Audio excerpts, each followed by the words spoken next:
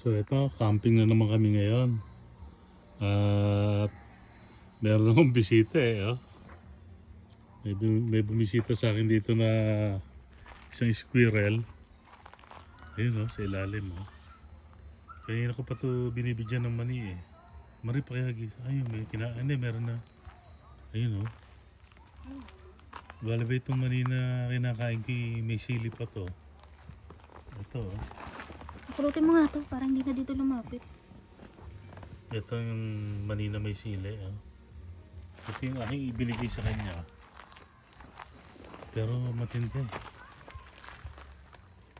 Wala na. Saan ba napunta?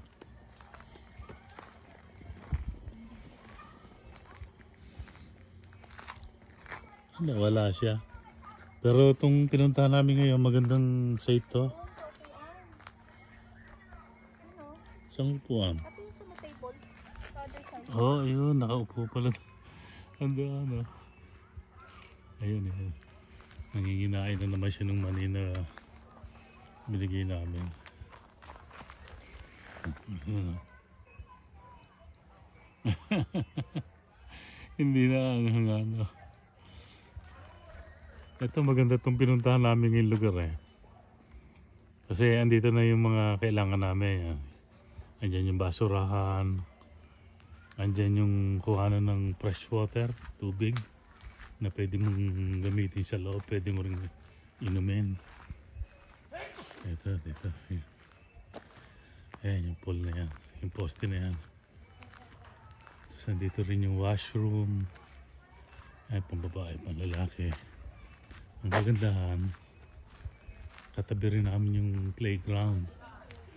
Ayun Kasi bukas, darating dito yung apo ko. Saka yung mga anak ko. Maganda itong lugar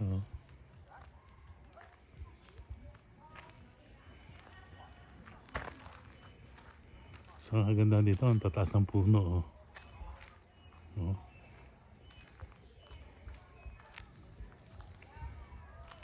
Ayun, lagay yung drinking water. So ito, sa ngayon kami dalawa lang ni Mrs. ang nandito.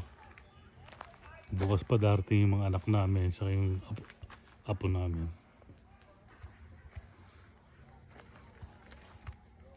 Sarap dito, tahimik.